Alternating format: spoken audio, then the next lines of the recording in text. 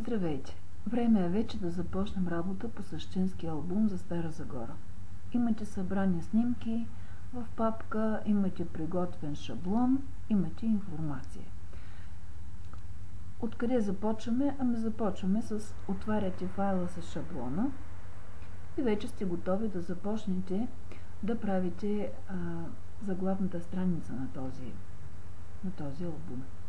От бутон Insert в програма Word, с която е отворен този шаблон, отивате на Cover Page, което означава заглавна страница. Отваря се и разглеждате предложенията. Най-различни предложения има, нещо съвсем простичко, съвсем елементарно избирам аз, един консервативен поглед върху заглавната страница. И по този начин вие добавяте една страница, заглавна страница, която излиза над файла, който е шаблона всъщност. И така, може да работите с този шаблон. Тук в Company ще напишете Сол Железник, Type the Document Title, което е второто, което може да се изчисти, разбира се. Тук ще се напише Стара Загора. Subtitle, това ще бъде, разбира се, фотоалбум. И така, нека да започнем от някъде, да започнем от учреждението, за което става дума или което работи по този документ. Сол Железник.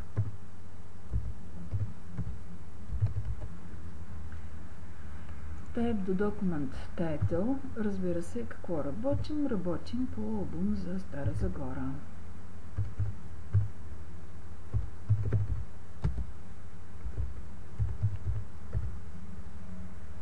Това е заглавието. Под заглавието фотоалбум. Хубавото тук е, че няма да търсите никакво форматиране, тъй като заложено форматирането в самия шаблон, който използвате. Автора. Кой е автора?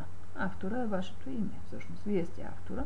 Аз ще запиша тук СИП информационни технологии. Pick the date. Избери дата. Може да се избере днешна дата. Датата, на която ви показвам как това се прави.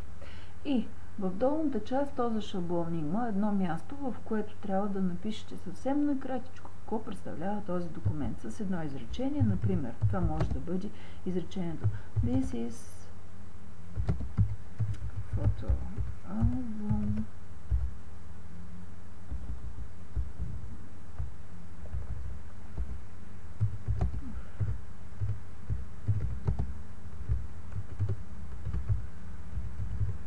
Стара Загора, България, с което приключваме краткото описание. Това е единия вариант.